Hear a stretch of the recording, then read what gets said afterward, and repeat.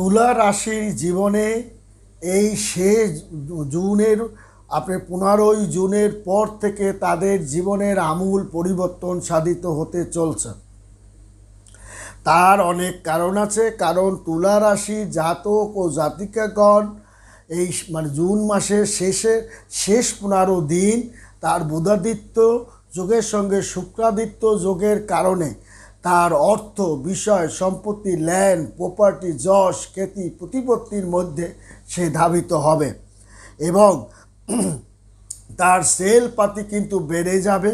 ছোটোখাটো ব্যবসা বাণিজ্য তার বেড়ে যাবে এবং এই তুলা রাশি জাতক ও জাতিকাগণ জুন মাসের শেষের 15 দিন তার কিন্তু বুধাদিত্য এবং শুক্রাদিত্য মহারাজযোগের কারণে তার ভাগ্যের পরিবর্তন সাধিত হবে।